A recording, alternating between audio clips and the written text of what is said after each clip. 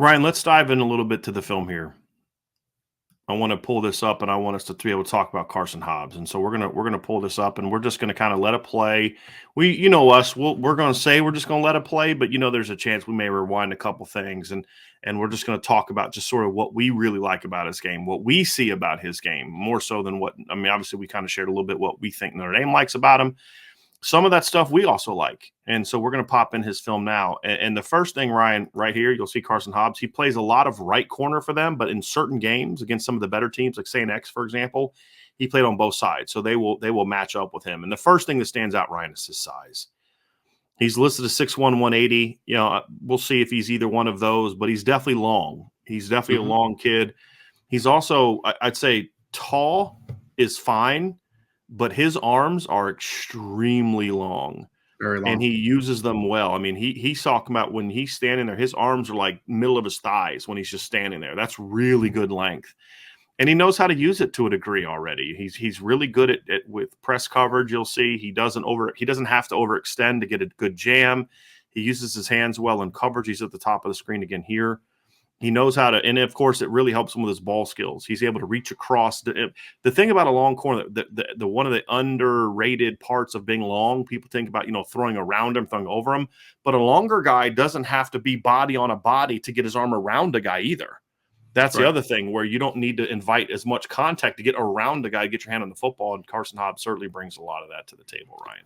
And not only does he bring the man possibilities, playing impress that we've seen in a couple of these clips, Brian, we also see some really nice stuff in zone with some instinctual awareness, some zone awareness. I mean, there was this, I think the second play of this highlight tape is him playing cover 2 and passing off a deep route, coming up and making a clean shot on a flat route, which is really nice to see. And then the very next play, he's working cover 3 and he's covering up a corner route and making a big play on the football. So again, the biggest things that I love about this kid are, You mentioned the length, right? Like length is always a plus at cornerback position, but the ball skills he has, because he plays wide receiver as well, and he's got that easy ball ability to attack the football in the air, and the instincts that this kid has, despite being a guy that, playing both sides of the ball, there's an attention to detail that is going to be greater, obviously, when he goes to college and he's just focusing on cornerback all the time.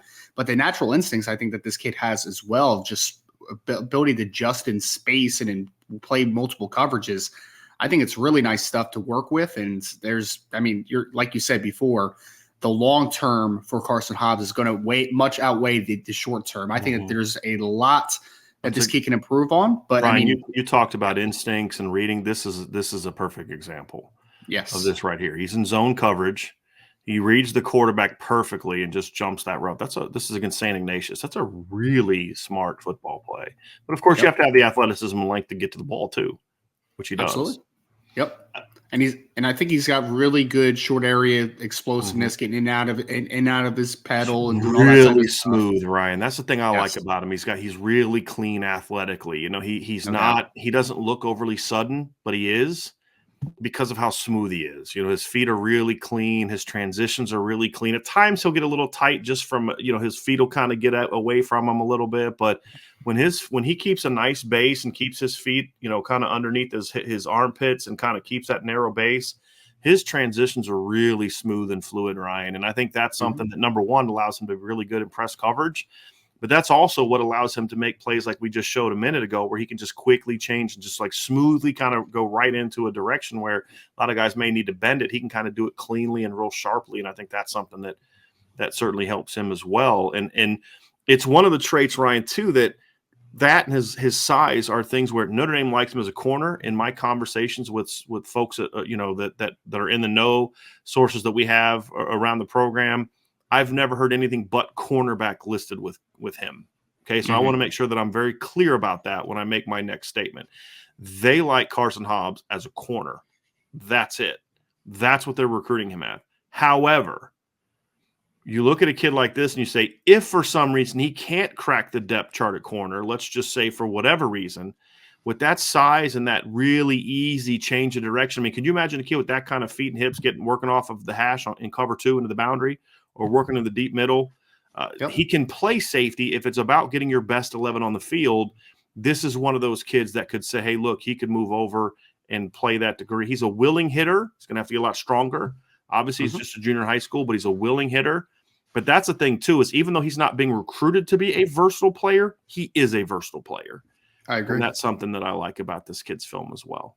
Well, I mean, that's one thing I already mentioned, right, Brian, is the zone awareness. I mean, if you're talking about maybe potentially moving inside at the next level, like there's easy instincts to kind of point to and say, like, he can do that. And then obviously he has the experience in corner playing a lot of man. So, I mean, he could even be a little bit of a weapon in a secondary, like maybe you bring him down and rotate him down. He's playing some man coverage, playing some short zone, doing some robber stuff. Like there's a lot of possibilities with this type of kid. I think that this is where the game is trying to go from a modern perspective, right? Like you want guys at the cornerback position, and we've talked about this before, that potentially can move around the secondary, right? A guy that can place man in the slot, can play man outside, can work in different zone concepts. I mean, you see it all around the NFL right now, and I think that is trickling down to college where guys that can match up outside and in against different type of body types, like that's how you eliminate mismatches for the offense. And I think that this is that type of kid that outside corner, sure, but also the ability to work in the slot a little bit potentially, to work, coming from depth as a safety, working downhill. There's a lot of possibilities, I think, for Karson Hobbs because he has all the skill set that you say that could be a little bit of a move piece for me in the secondary. Do you know what else those safety skills really work out with really well in the Notre Dame defense? The field corner position. And that's why Notre Dame likes him a corner is all the range, the change of direction, the fluidity, the driving downhill, the opening up on routes, the being able to cover a lot of space. That's also very much how they ask their field corner to play. Yep. And we see it with Cam Hart, right? Like with Benjamin Morrison, it's like, go up and press and lock that dude down. All right, that's who Benjamin Morrison is. But with this kid, it's a little bit of a different deal, Ryan. It's he's a lot more like Cam Hart, who I like in the boundary, but I'm just referring to the way that Notre Dame uses Cam Hart. Right. Here's why they do it. It's not that Cam can't play there. It's just he's so rangy and athletic and is able to cover so much ground that you're just like, boy, that's just really important, again, in today's era to have that kind of player. So it's almost like you want those big safety type players, not just to have, those safety sized corners, not just to have them play corner or to be able to move to safety, but it's also, Ryan, to where you say, hey, look, we're going to get 3 corners on the field. It's also to say that some more and more teams are looking to add that kind of body to the cornerback position, especially teams that are going to play a lot of zone to the field. And that's just one of those things that, again, that he brings to the table. Well, think about this, Brian. We've talked about this also before. When Coach Freeman was at Cincinnati, when Mike Mickens was at Cincinnati, you mentioned a couple guys early already, right? You talk about Ahmad Sarsgaardner. You talk about Kobe Bryant. They're both longer corners, right? And that what that gave them possibility was to move around a little bit. I mean, even think about Brian Cook that they had in that secondary as well. Brian Cook started out as the Nick Johnson kid that I was talking about at Bowling Green, Ryan. He was 6'2", he was 6'2", 180. Yeah. Again, he was first team all conference kid under Mike Mickens as a true freshman. Yep. And you think about James Wiggins that was at Cincinnati as well. Like both those safeties, Cook and Wiggins, were former corners that transitioned to safety later on in their careers. So, I mean, when you look at all those kids, they have the ability to move around and match up to different type of body types, different types of skill sets. That's what I think Marcus Freeman and Coach Mickens want to have in the back end, because that gives you so much more versatility to create mismatches for yourself, which takes a lot of the onus off of other players to kind of just be a specific role, right? Like you can do a multitude of things. You don't have to make up for lack of talent in other spots. Like you can kind of just trust your responsibility and your defense, right? So I think that's why you want these types of versatile players, because it makes everything easier in front of you to be a little more creative and be a little more specific to what you're asking front seven to do.